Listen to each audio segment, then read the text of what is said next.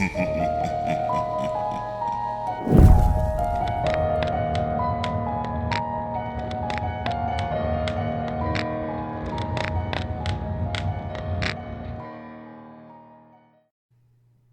thinking back to my earliest memories, nothing is concrete. A string of hazy images come to mind like random snapshots out of time, each one associated with certain feelings and emotions. They are imbued with a mystical, dreamlike quality, a gift born of childhood naivety. The magic of every Christmas when Santa was still real, for example, is an experience of pure joy that is lost with maturity. Many of these snapshots are impossible to place in any sort of context. They're just there, sunken in the crevices of the brain without rhyme or reason. Playing with my dad's beard in a wood-paneled room, him smiling down at me, comforting. Or discovering a long row of marching ants in someone's wooded backyard, all by myself. Exciting. Some of them don't even seem real in hindsight. Did I actually fall from that tree by the lake, only to land on my feet without a scratch? Was it really a dream? I don't think so.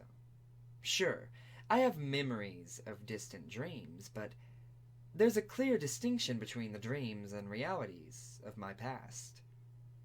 I don't know how I can tell, I just can.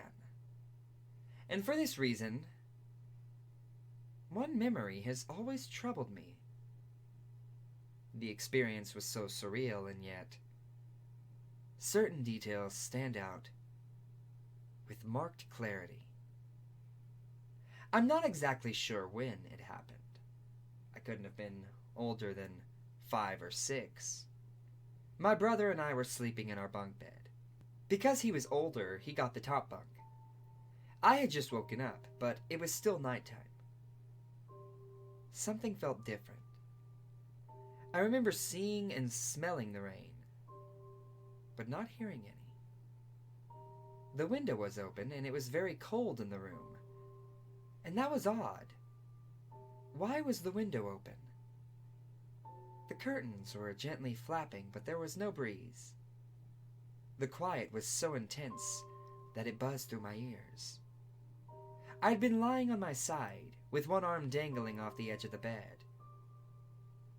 And gradually, I became aware that it was warmer near the floor. I felt some kind of heated breeze gently strike my hand.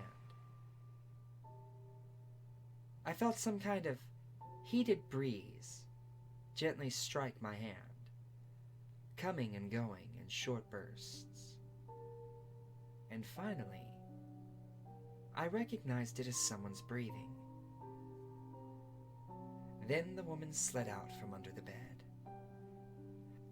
The nightlight showed that she had long blondish hair and wore a white nightgown. And in the dimness, I thought it was my mother. I wasn't at all scared.